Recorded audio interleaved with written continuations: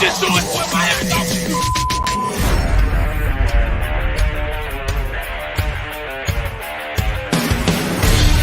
The pressure, he's in trouble. Loses the football. Touchdown!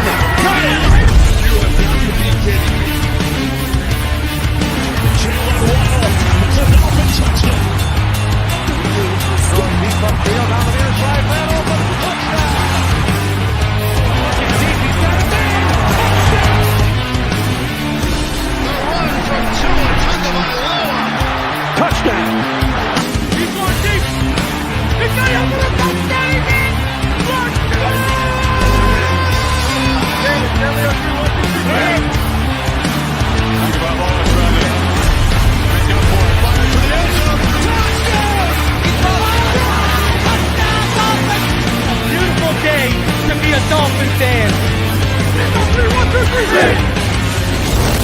Let's go!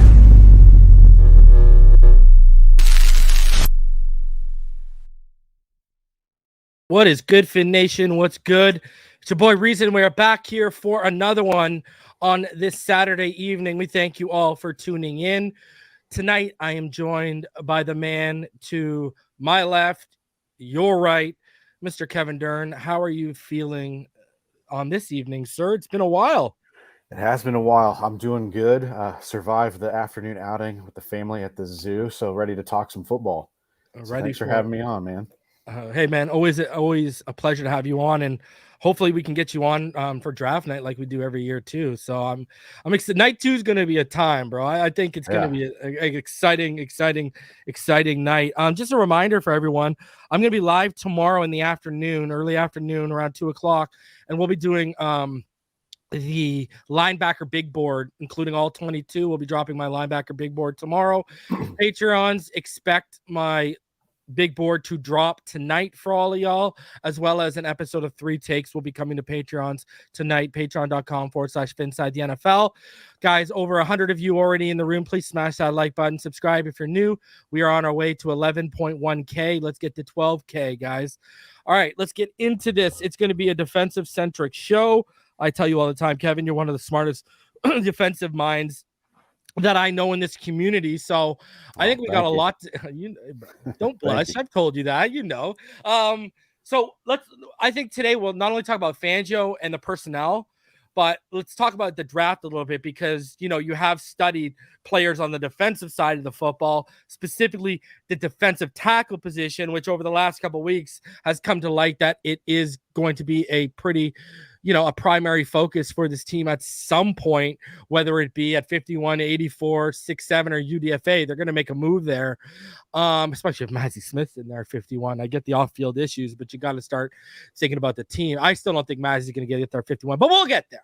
So let's start off this. Okay, let's go all the way back, because we haven't had you on this channel to really get your opinion on this and pick your brain on this.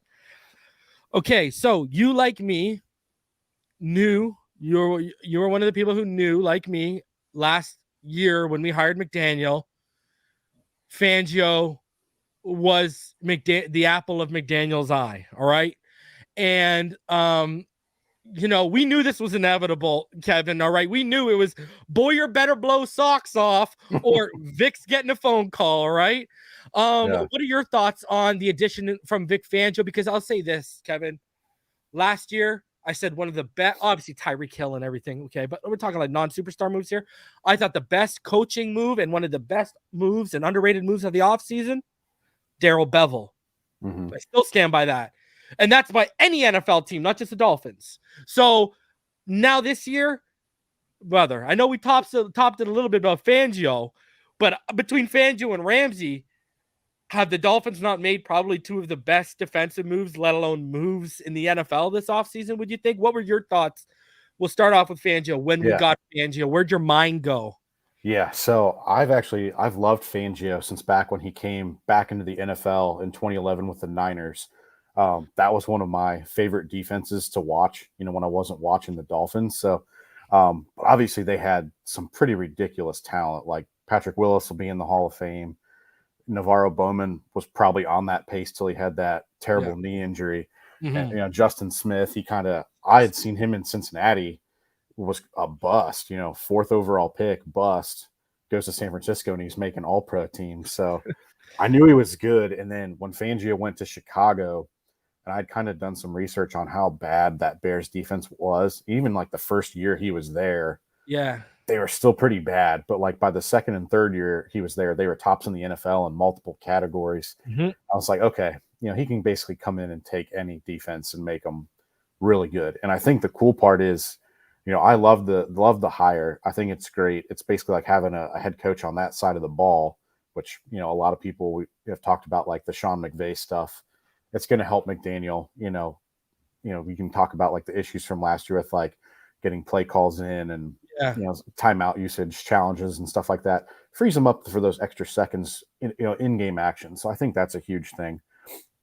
But love it. And I think the cool part is like a lot of what Miami did, at least in the front seven, is pretty translatable across all of Fangio's fronts. So it's not like you're learning an entire new system.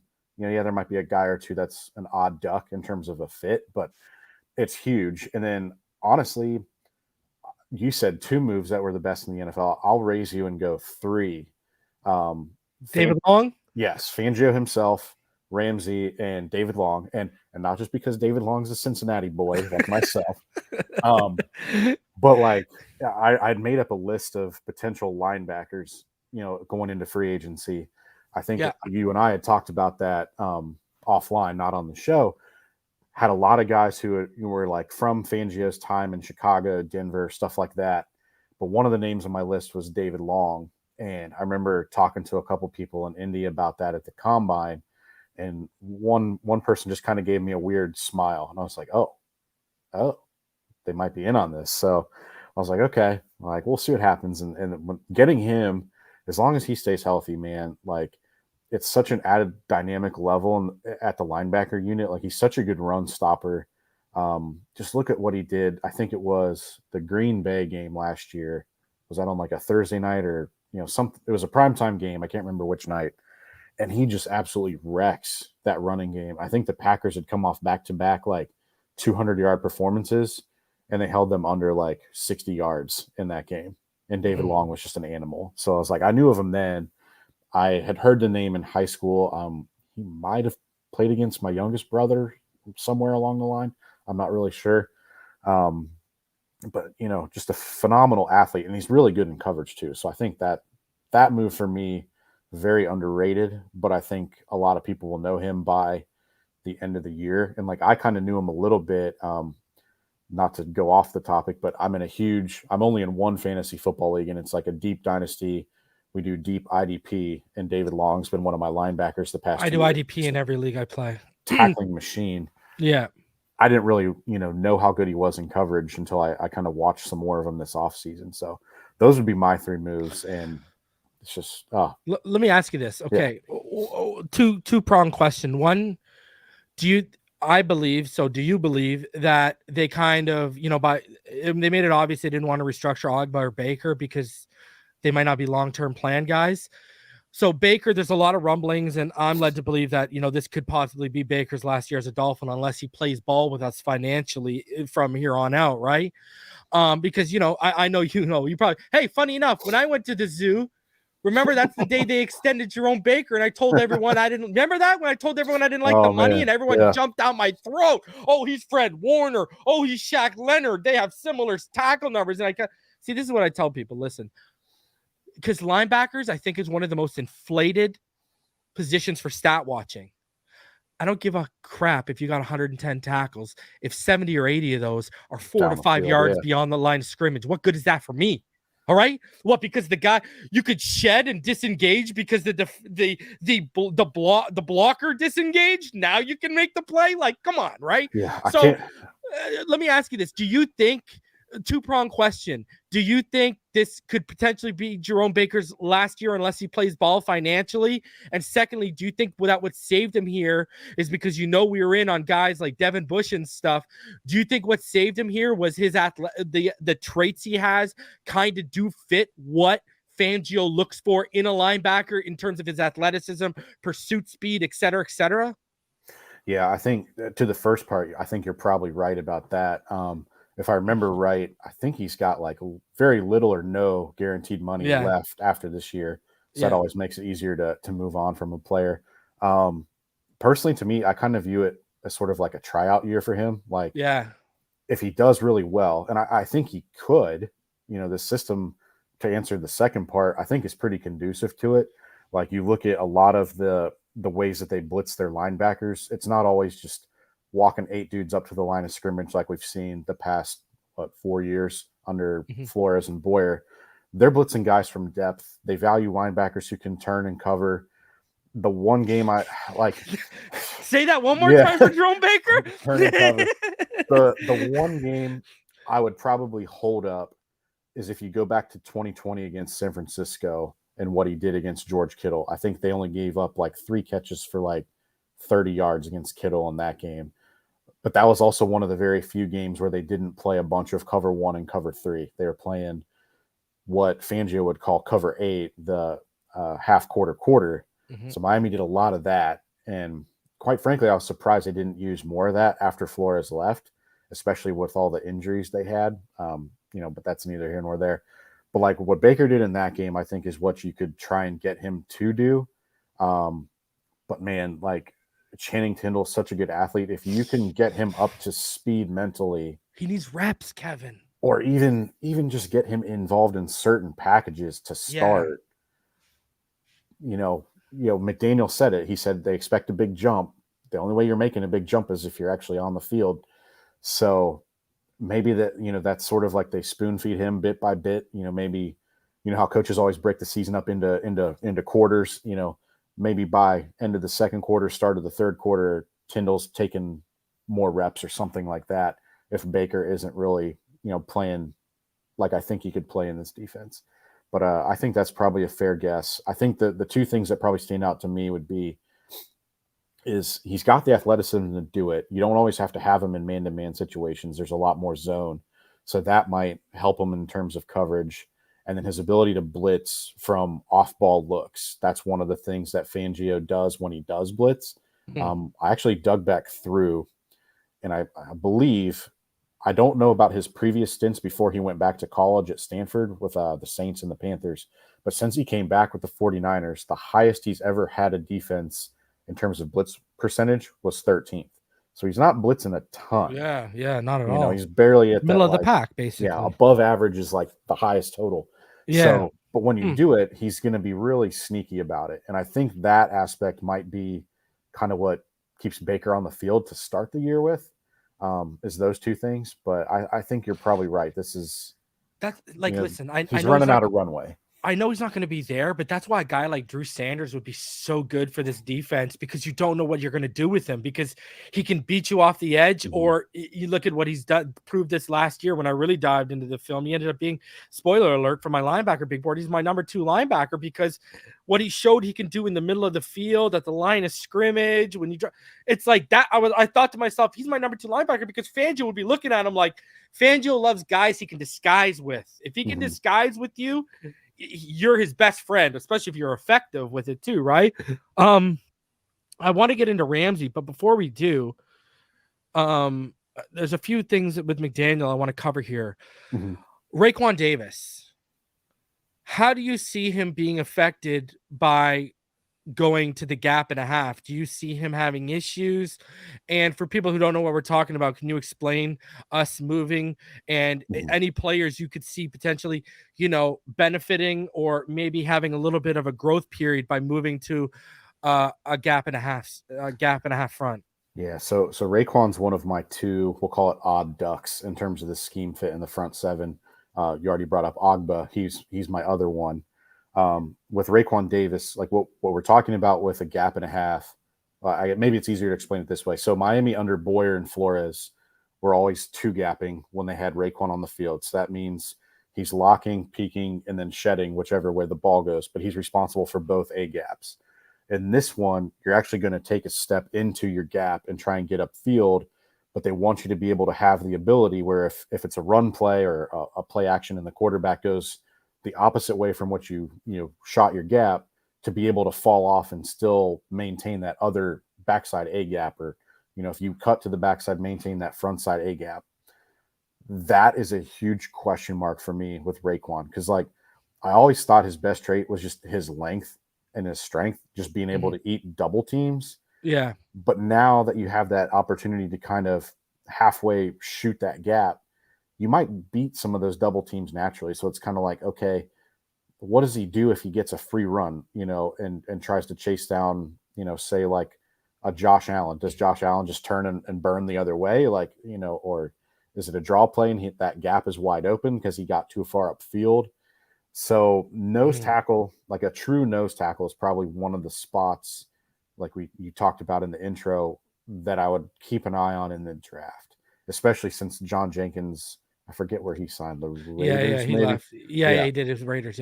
Yeah. So, so that's one of them, the spots that I would keep looking at. Obviously, he might be able to do it, but I'd be very interested to see what would happen, all things being equal, if you had like Mozzie Smith or Keanu Benton on the board at 51. I don't think either of them fall that far, but if they did, and they made, I think Benton has a chance, not Mozzie, but Benton's the one that has a chance there. Yeah. So I'd be real curious how much, like, to be a fly on the wall in that draft room, how much would like Vic Fangio bang the table for somebody like that?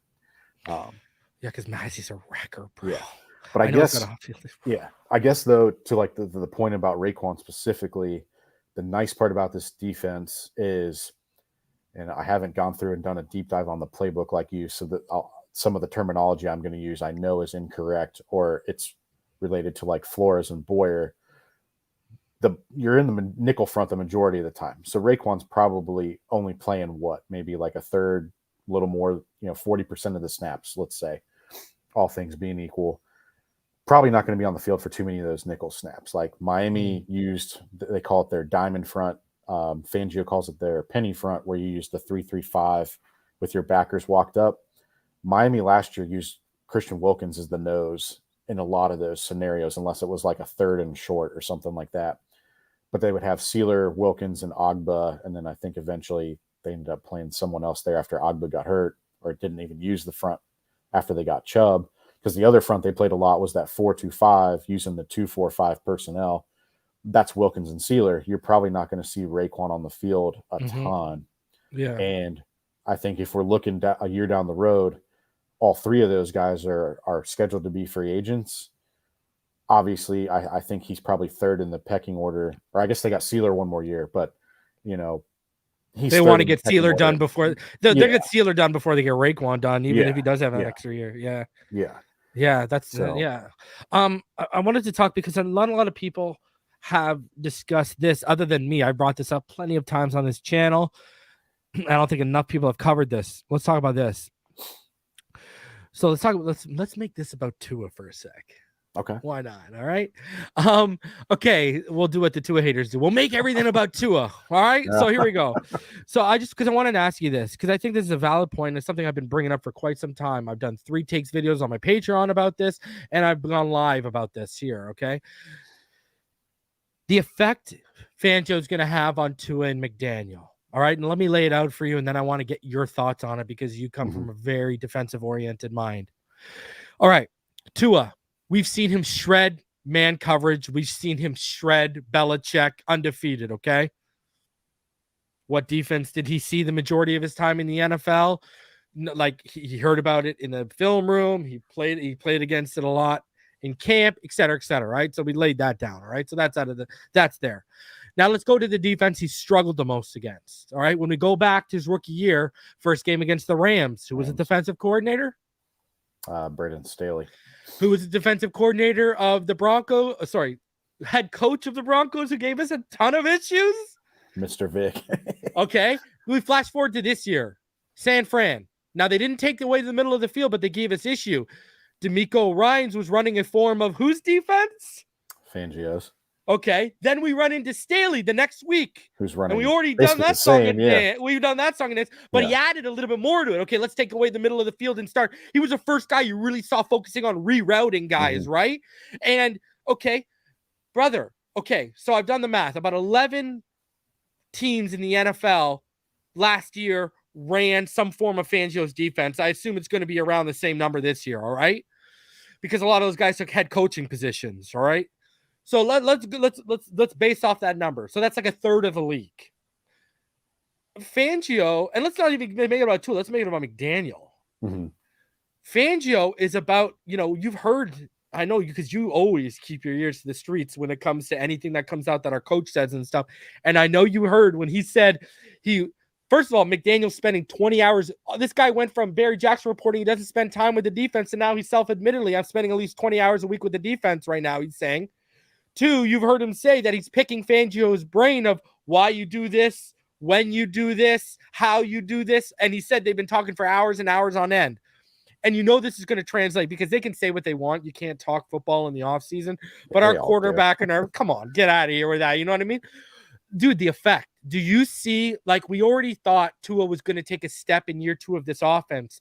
But now with Fangio, the employment of Fangio's defense, but also we've got the most talent. Not only do we have the godfather of the defense, we've got the most talented defense that this scheme might have ever seen. Let's be honest with ourselves here, okay? Yeah. This team's better than that Rams defense. And Aaron Donald was the best player in the league that year, but this defense collectively, if healthy, better. I'm sorry. What are your thoughts on what the effect Fangio is going to have on Tua and McDaniel? Because I think this is what I'm telling people. We already thought Tua was going to take another step in this year 2 of this offense, like Tyreek would and Hill and Waddle would, and everyone would. And we could be historic after what we saw last year in year 2. But now I think there's even another level to it that no one's talking about, Kevin, that this step might be even bigger because of Fangio and what he's bringing to that room. And really, let's be honest, that's the defense, Kevin, that highlights a lot of Tua's struggles that still remain on tape. And he's going to basically have the keys to unlock the secrets and the truths to that. So, and Fangio seems like he's going to be here for years. This isn't a path to become a head coach again. It seems like he's going to be here for 4 or 5 years, maybe even longer. He might retire here if he has his way. So what are your thoughts on Fangio helping unlock Tua more as a quarterback, but also McDaniel? You alluded to it a little bit, but as a play caller. And the reason why, because you brought up the time and the clock management, Kevin. And when I did my show on his defense and I brought up some all-22, the one guy who I noticed was figuring things out at the line of scrimmage was, against the Bears at least, was Ben. But Ben had been in the league for how long at that time? And he had a ton of time at the line of scrimmage to ID, and then he was making his calls and his adjustments.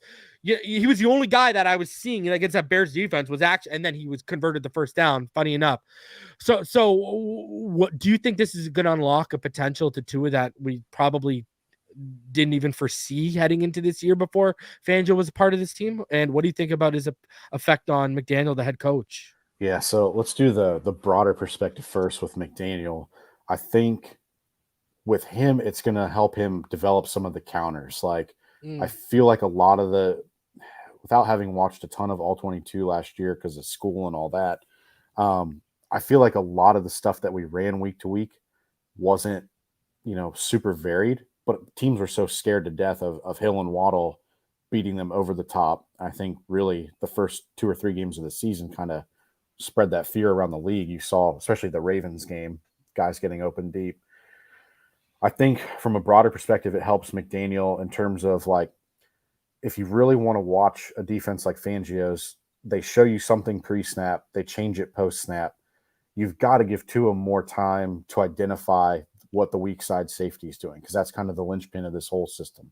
I think, prior to McDaniel coming in, those, closed middle versus open field middle reads were always kind of what gave him problems. You look at the Saints and the Titans games at the end of 2021 and, not very good games by Tua. That's kind of the same mindset that the Fangio defense brings. So I think from a broad perspective, it's going to help McDaniel figure out ways to get the play calls in more quickly. It gives Tua more opportunity at the line, especially in a passing situation where he can read that. I also think an underrated element is, can Tua do, I call it quarterback math? Maybe there's a couple opportunities where you kill a play and switch to a run against a lighter box. You're going to have opportunities to do that in camp, especially, that comes into play if you see other defenses that are running that system down the road in the regular season. From Tua's individual perspective, I think being able to read those post-snap changes more quickly, I think he's already one of the quickest in the league at doing it.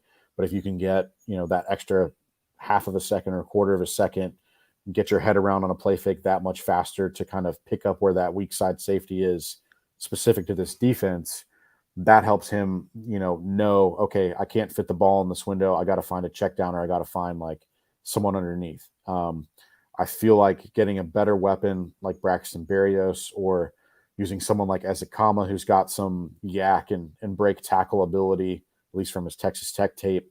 If you can get those guys underneath of where you have Hill and Waddle, because they're mostly 15 plus yards down the field, that and being able to attack laterally underneath those vertical things, I think there's some things that, maybe Tua could have had last year.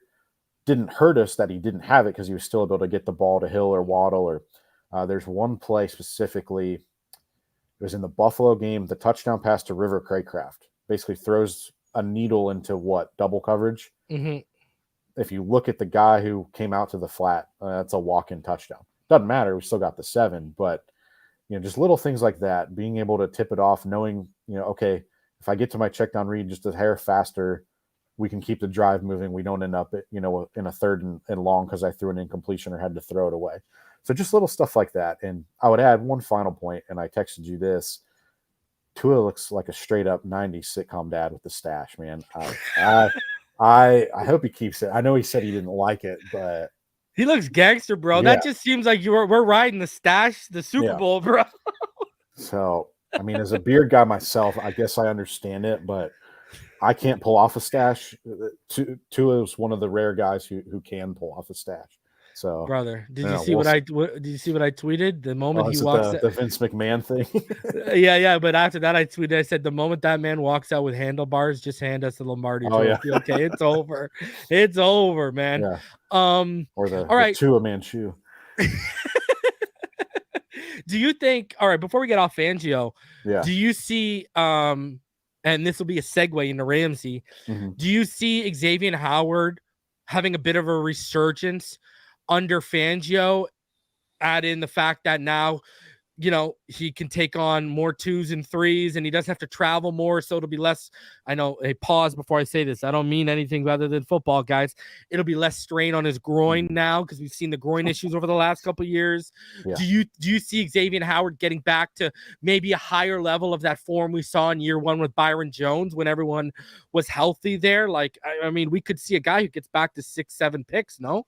As long as he's healthy, I say absolutely. And for the reasons you just mentioned, like not having to travel, if you want to play those guys left and right side versus a particular opponent, if you want to have Ramsey travel, if you want to have Ramsey play the slot, you can tailor your coverages to doing that. I think probably the most underrated thing, especially as it comes to like with the cover 6 and cover 8 stuff, is you're usually playing that field side corner is squatting on the flat. Right. Mm-hmm. He's got that little half part in cover 2 where he's the flat, the safety's over the top deep. Yeah. If you go back, and I hate to even bring these days up, but like, and I this guy could have been so much better. But if you watch some of the stuff that like Matt Burke did with him early in his career, he let Tua basically kind of like freelance and play off man coverage. This man said Tua. This man said Tua. You got me thinking about let X kind of freelance and play off of it. And yeah. I can remember being at the game in Indy in 2018, and Tua was on the backside, completely left his man and intercepted. He said Tua again. X, geez, I'm doing it now. X intercepted him. X intercepted Andrew Luck twice. Okay. Yeah. I remember that actually. Yeah. Peeled off his route, which was a backside post, and intercepted a ball intended to the tight end who was running like a corner on the front side. One of the best plays I've ever seen a corner make in the NFL, like real time in front of me. And I was sitting in the end zone, so it was like all 22. Like that's amazing. It was perfect. Yeah. But I think the cool part with X, I got it this time, X, is that he's got such good ball skills where if you can play him a little deeper and you kind of disguise it, because typically if you're playing cover 3 stuff, which is in Fangio's playbook, you can sit a little bit deeper because you've got that deep third. You've got someone else playing the hat or the flat. But now that you're in this quarter half where you've got that cover 2 look, he can jump those underneath routes. You go back to, what was it, the finale against the Patriots when he had the pick of Mac Jones in 2021, jump that out route. I think we see that multiple times this year. You can do that with him. And then with Ramsey, like, you said a segue, like, you could play him everywhere. And I think, and I was trying to think about this the other night, but like, if I was going to give like an analogy of like what the Dolphins did under Flores and Boyer, like what that would look like from a secondary perspective into what we're going to see with Fangio, I would say go back to the Bills game in week 3 this year when Miami won.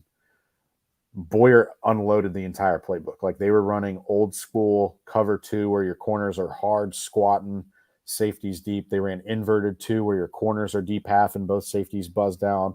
They ran Tampa 2. They ran Palms. They ran cover 6. That stuff's weekly game plan material for Fangio. Like, it's going to be varied. You're going to see guys in different spots. Like, it's going to freak people out when they see it, but you're going to see Jalen Ramsey rotate to being a safety on certain plays. Like, you just are. You can probably play him the same way you did with the Rams. And like Jordan Rodriguez, who writes for The Athletic, had a great article about Ramsey, how they ended up basically using him as like a dime linebacker in like their 4-1 dime front, because he's such an athletic guy. For a corner, he's a pretty damn good tackler. So like, you can use him in a myriad of ways. Like, I think the cool part is like Kader Kohu got reps outside last year, even though they intended him to be kind of a nickel guy. You can rotate that and have confidence in him. Needham, kind of the same deal. He had played outside early in the season until he got hurt. The flexibility that Ramsey gives you is going to be huge. But I think the primary beneficiaries of it are X and Jevon Holland, because now you don't have to have Jevon Holland sitting 20 yards deep in the middle of the field, not really making an impact most plays. You can buzz him down towards the box. You can let him blitz, and you don't have to bring all 8 guys up to the line of scrimmage to do it. Fangio has some pretty nasty blitzes where like he calls it one lurk, where you've got like a safety playing as a robber. Well, he'll kind of show that pre-snap and then blitz the guy from like 18 yards deep. And it's sinister because he runs so many twist games up front. So your lineman, even if your offensive line picks up the twist games and that center doubles to one side, well, now you just left an A gap open for a safety that's got an 18-yard head Shoot start. it, baby. Shoot it. So like, there's just so much stuff you can do with Ramsey. Yeah, it's crazy. He's still a hell of a good corner to boot. So like, if you want to go have him lock down Stephon Diggs for the entire game, go ahead. Like, there's so many options you can do now with this defense. And like, I feel like a lot of people kind of miss this just because Miami gave up a lot of points last year, especially on the road. They had the 4th ranked run defense in the NFL. They didn't allow a single running back the entire year to get over 100 yards. Like, the only 2 players that did were Lamar Jackson and Justin Fields. And most of that came off of basically 2 plays, How many yards did Breece Hall have against us? Like 94. He got in the 90s. He had the highest amount. Yeah, he had that big run against us. He had the run, and then he had like that 80-yard, 79-yard like screen pass for a touchdown or long game. Oh yeah, that's what it was. That's what it was. It's a screen. Yeah. They didn't allow a single running back the entire year to hit 100. I'd have to go back and look, but I think there were only like 4 or 5 games where they gave up over 100 yards rushing total. Yeah, see, I noticed this was what I noticed. If you tried to hit us if you tried to beat us through the gaps downhill, it wasn't happening. Yeah. Where we struggled, I noticed, and I'm surprised not a lot more teams expose us. We had problems with guys off. We had problems sealing the edge. That's where we would get weak at times, with sealing the edge, I noticed. And we would get exposed a little bit there, but teams just wouldn't stick to it really. Yeah. And part of that too is with the scheme that you had where you had that deep safety, all you got to do is run a toss play to the opposite side from where your box safety is, because it's impossible to come down at that angle and make a stop until the running back's already 8-10 yards downfield. Like, good of a player as Jevon Holland is, it's just not.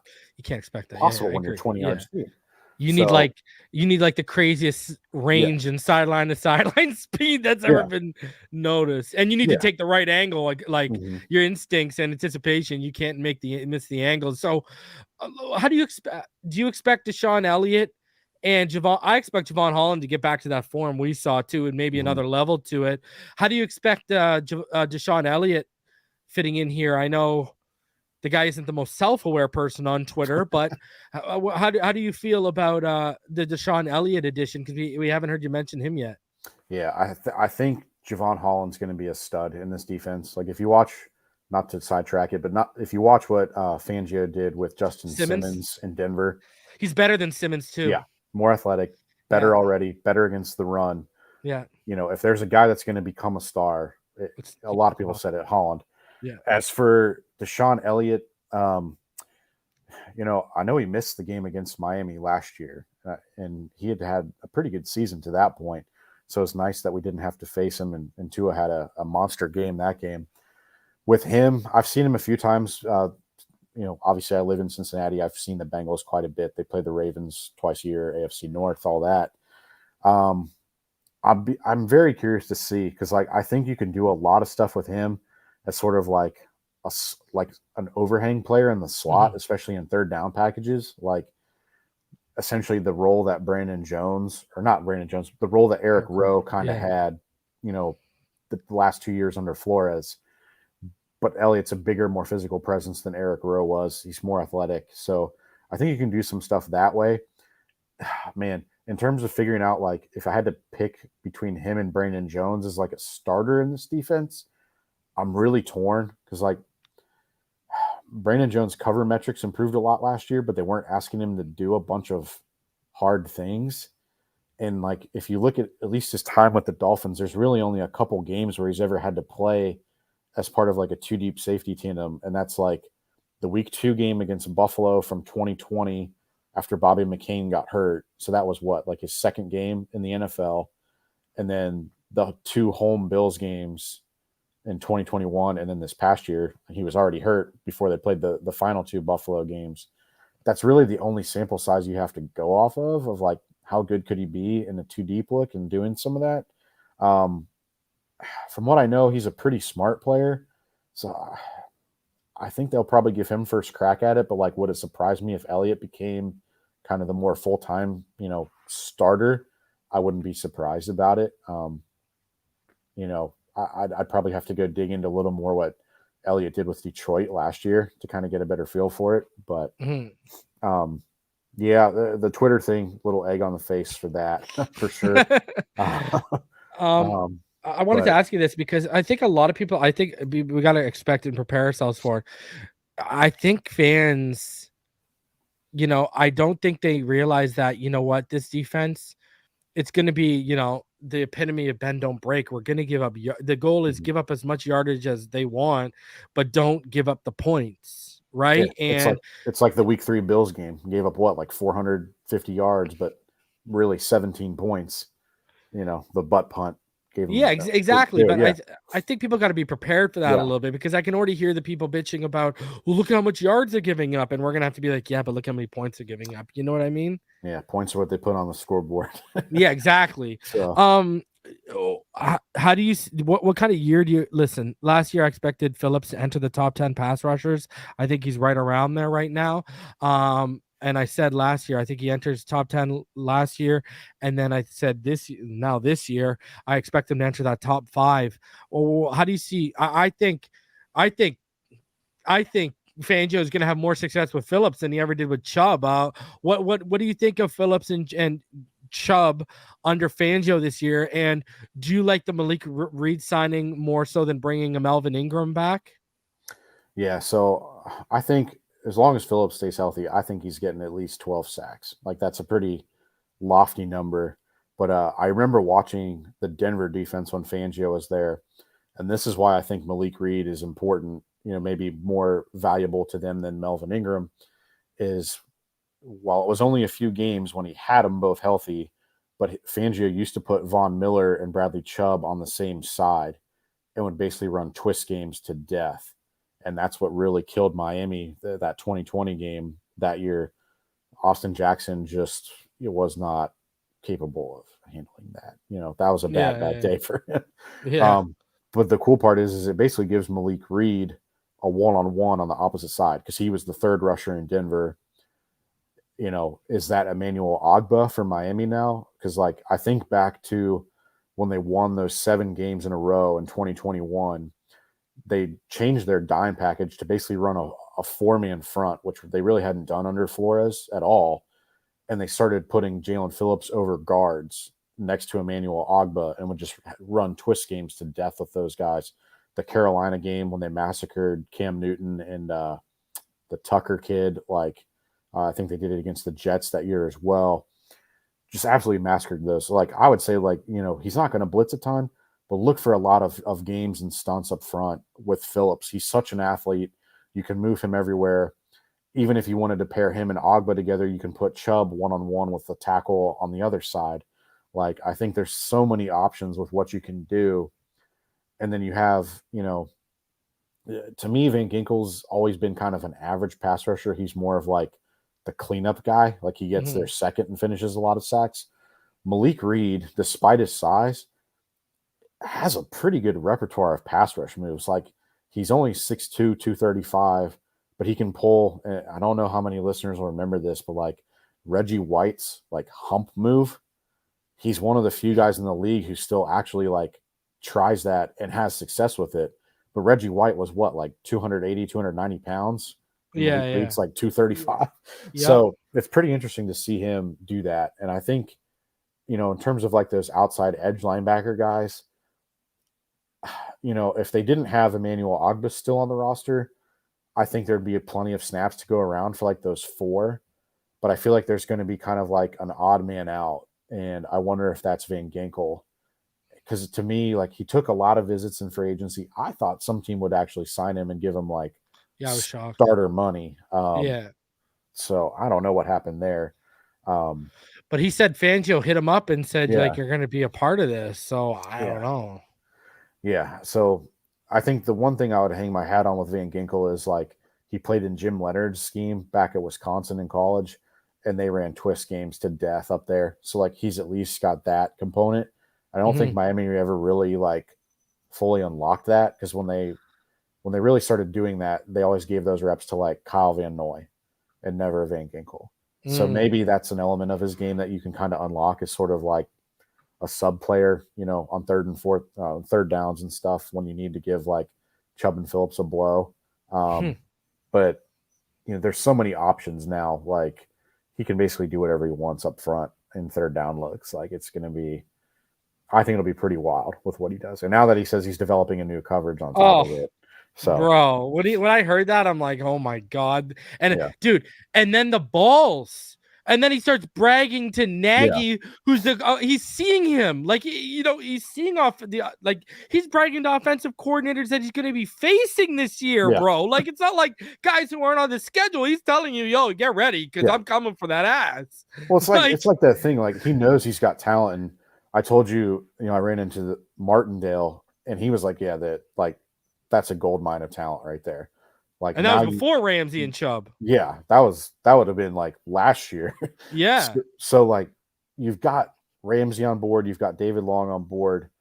I'm guessing they're going to make at least 1 or 2 additions that actually stick on the roster through the draft and undrafted free agency on the defense.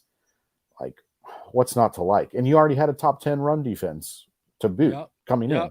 Yep. So, all right, let's switch gears. Let's talk about the draft a little bit here. Yeah. What do you see as their strategy in the draft here? Would you be shocked if they came away with an offensive and a defensive tackle with their first 2 picks? Not at all. I mean, we talked about this in one of my classes for graduate school, is Occam's razor. What's the simplest thing? And to me, the simplest need is to try and find a better blindside protector for Tua. You want the offense to take another step, find somebody. Now, I don't know if that means they would trade up if a DeJuan Jones starts to fall into the 30s or 40s a little bit, or if maybe they go get Matthew Bergeron or somebody like that. It wouldn't shock me, either though, if they punted on offensive tackle and signed Brandon Shell, after the draft. But don't you think they've been telling him to sit on his hands for it feels like they're waiting to see how the draft goes with that position before they make a move, eh? And doesn't that tell you they're not as committed to Jackson and Eichenberg like they're like they're telling the public, because if you're waiting at making a guy like Brandon Shell sit on his hands for the draft to play out, listen, I hate to be the one to tell everyone this, but if they draft someone at 51, let alone even I'll say 84, bye Austin at right tackle, because that's going to be McDaniel and Frank Smith's guy. Yeah. Like I think the biggest thing is like, unlike last year, because your first pick was basically what, a comp 3, fourth rounder basically. You need at least 2 guys that can contribute. Like, I don't know if you need like a starter, but you need, with 51 and 84 or wherever they end up picking, if they trade up or down, get 2 guys that can make an impact on offense or on defense, not just special teams. Now, they got that through Kader Kohu and inadvertently Skylar Thompson last year, but that's not what I mean. I mean, get 2 guys that can play. I've got a list of guys that I would look at 51 for sure on defense and that I would be happy with. I know the fan base probably wants tackle or tight end, but I can kind of go through those if you want. Go. Let's hear it. Yeah, so I talked about Mozzie Smith and Keanu Benton already, like if they're looking at a true nose tackle.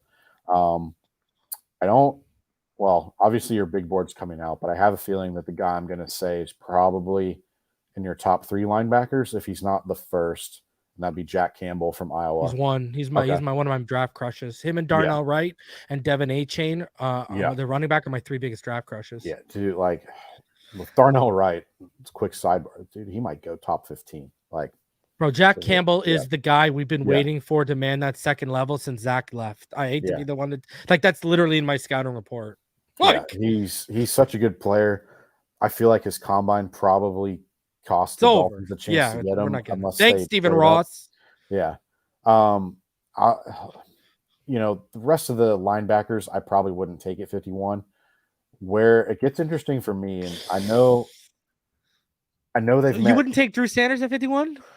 I haven't watched enough of him. Okay. So I tell you too, watch, because I know your boy went to Washington State. I don't know if you've watched Henley yet, but Henley's worth the watch. Film's hard to find because you got to find Nevada stuff, and then only Washington State this year. So of the guys I've watched that I think are fits for the Dolphins, how I rated it, I've got it. Campbell's my top guy. DeMarvion Overshone's 2, Henley's 3. Yeah, okay. Is how I have it. I haven't watched enough of Sanders to rank him, so that's why he's not there. But there's 2 other interesting names at, I'll just call it defensive back. Now, both of these guys played corner in college. I know 100% sure that Miami's met with both of them. Is Keely Ringo from Georgia, who a lot of people have concerns about his tight hips. Bro, maybe overanalyzing the crap out of my boy's Neil Driscoll, and Neil's a pretty good draft aficionado. He had Kylie's a top 10 prospect. He's like, what is happening right now? I'm watching. Keely's people are going to be mad when they don't take Keely in the first round. Let me just say that. Anyways, I'm passionate about that guy because I love Keely. He's and Christian Gonzalez, and I like Emmanuel Forbes. I think him and Christian Gonzalez, though, Ringo and Gonzalez, to me, are the top of the tier. But anyways. Yeah. So with Ringo, the appeal to me there is he comes from the Kirby Smart, Nick Saban tree. A lot of those coverages are pretty complex, similar to what Fangio is doing. I almost wonder if you could convert him to safety. If the coaching staff does have questions about him playing corner, it seems like it could be within the realm of possibility in this defense because he already knows most of the concepts. It's terminology. I don't think he's on the board at 51. And for the record, I don't think Mozzie Smith, Keanu Benton, Jack Campbell, Ringo, I don't think any of those 4 are still there. My last guy that I'd be tempted to take at 51 probably is going to be there. And that's Julius Brents from Kansas State. Now, I know they met with him. Yeah. And he's such a long dude, kind of the same deal. He played a lot of off coverage, like off man with a ton of zone stuff at Kansas State. I would be tempted to maybe see how he does at safety as well. You could play him at corner in this scheme, certainly.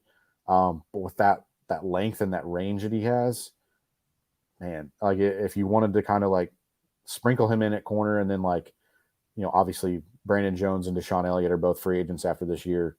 You got to do something. Having a guy like Julius Brents that you could use as sort of like a matchup piece while he waits, might not be a bad deal. So what if you had to put money on it right now, Bigger chance that this team trades up or back? Oh boy. I think it depends on who falls, but like I don't think guys like a Darnell Washington or Buddy, I've heard DeJuan Green Bay at Jones. 15 is interested in Yeah. Darnell Washington. Like the two guys I would trade up for on offense would be like maybe three would be Darnell Washington, DeJuan Jones, and then maybe if you really want to make sure you get Matthew Bergeron if he's there at like 45 or something. Are you a Laporta fan? I am a Laporta fan. Do you think he'll be there 51? I would think so. Of the tight ends that I've watched, he's my number 2 behind Washington. Yeah, he's So mine too. Laporta, Michael Mayer, and My then third.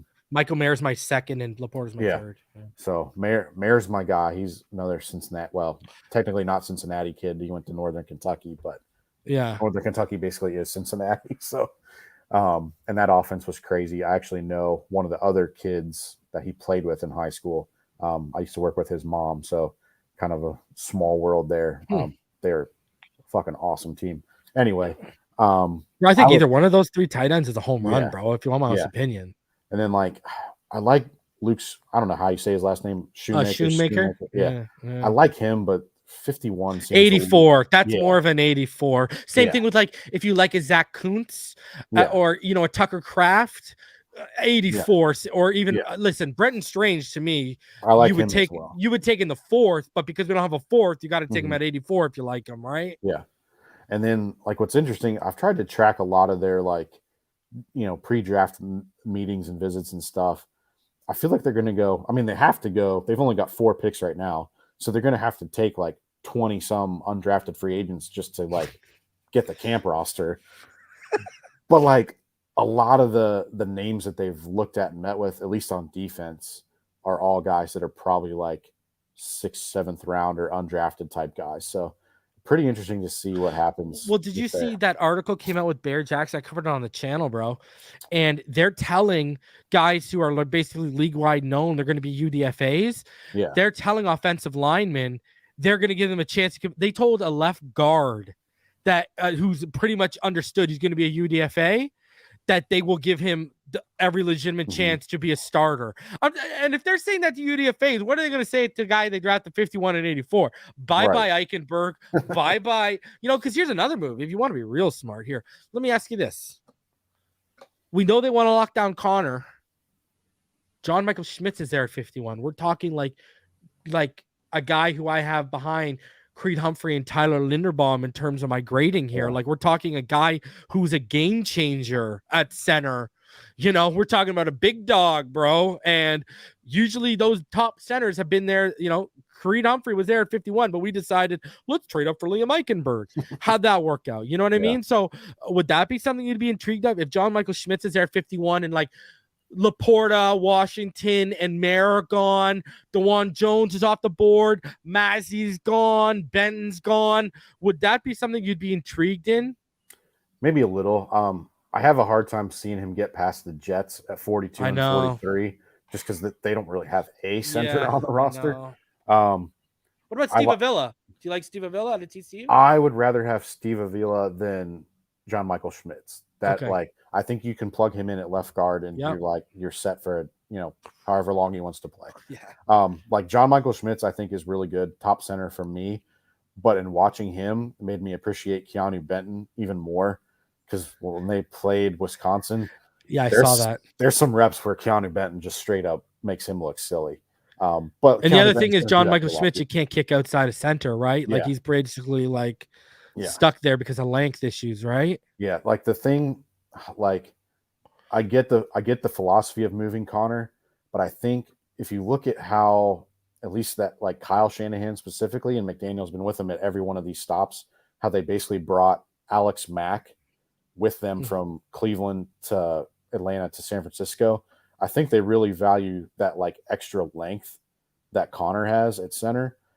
Obviously, the snaps aren't always consistent, but I think if I remember right, at least when Tua was the quarterback, there was only 2 fumbled. I think we only lost 1. Obviously, you don't want to have that ever, but man, I guess if it were me, I would rather take Steve Avila and put him at left guard and leave Connor at center than John Michael Schmitz and move Connor back to left guard. I don't know. I don't know how the team would view that. I think they're both really good players, though. Like, I wouldn't be disappointed in the least if they took either one of them. Like, quite frankly, like the only thing that would disappoint me would be like if they took a receiver at 51. I don't see that happening. I've seen people talk about that. Yeah. It's no way. So how do you see it? So what does your gut tell you? How do you see this draft, those first 2 picks playing out? If they don't trade down, I feel like they got to be zeroed in on like Matthew Bergeron, like at 51, and then whatever the best tight end is, if it's Schoonmaker, if it's Kraft, if they trade down a little more and get like Strange from Penn State, I could even see them taking like Zach Kuntz, and like maybe you don't rely on him to play a whole lot the first year, but like Eric Saubert's been on like 6 teams in 4 years or something like that. Well, that's the thing. If you like Darnell Washington, you've got to like Zach Kuntz. It's just Zach Kuntz needs a little bit more development than Washington as a blocker. That's all. Yeah. Right. So, I mean, there's tight ends.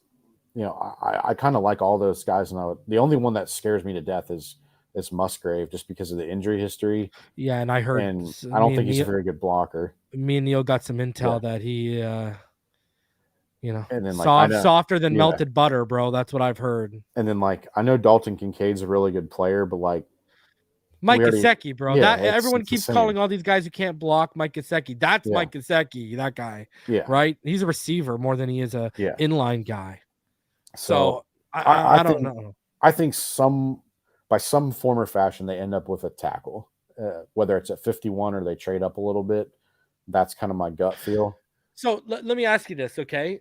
I've had the theory that Garfinkel and Greer pressed Boyer and Crossman on McDaniel a little bit, and I have a theory that Greer's pressed Eichenberg and Jackson on him a little bit. We saw he earned some cachet with the playoff berth and what we did offensively in year 1. Mm-hmm. If people also remember, one of the first things he said on his introductory press conference was him and his guys went into the scouting department and showed everyone what they like in running backs and in tackles and offensive linemen. Do you think if they get a DeJuan Jones or a Matthew Bergeron, that not only is it a wrap for Jackson, but this is also McDaniel and Smith's way of starting to implement the change of guard in terms of what we look for and how we draft tackles? I would hope so. Like, obviously, if you think about it, the only offensive linemen that really the Dolphins have hit since like the year 2000 have all come in the first round. Like Vernon Carey. I thought you were going to say since I'm going way back. Yeah. And Chris Greer's been a part of it. So like Vernon Carey, Jake Long, Mike Pouncey, Tunsil, those are all top 15 picks. Yeah. Or Vernon Carey might have been like 19 or something, but like you get the idea. Rob Hunt's really the only guy that they've hit on that has come after the first round. Like, clearly something that they've done collectively in the scouting department. And a lot of those guys that are now like directors of scouting have been there since like Jeff Ireland days. They're missing some kind of component in terms of evaluating them. Yeah. Like, it doesn't matter who the coach is. I think there's enough cachet with McDaniel coming from that system with Frank Smith's experience. I don't know enough about Butch Berry, but like I know collectively, as much as everyone in Denver seemed to hate him, I forget who it is. I think it's ESPN does like the team blocking metrics. They actually improved both in pass and run blocking under him. Yeah.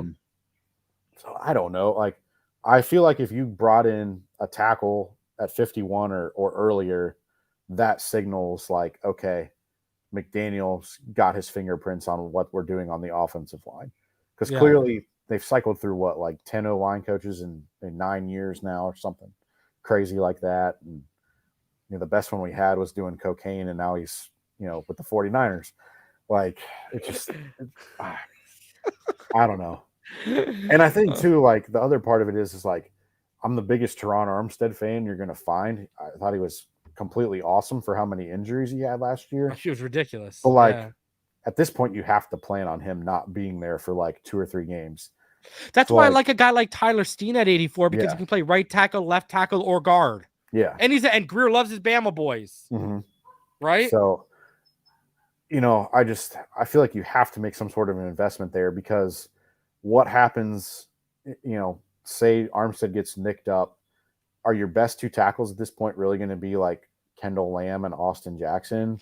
Do you move Rob Hunt back out there for a game or two like they had to for the wild card game? Like, you're just making it worse by not addressing the position. And I think kind of the interesting part is, like, we've heard in the last couple of weeks, D-line. We've heard about some running backs coming in on 30 visits and such. Everything, tight ends, everything's been about everything else except for tackle. Which makes me think that's why they're playing looking. The cards a little close to the vest or whatever. Exactly. Yeah. Just trying to put all the smoke out there everywhere else, and like, oh, okay. But I just feel like the tackles are that top level's good enough to where that run's going to start early. So they kind of missed it when they were trying to draft Liam Eichenberg to make him a tackle.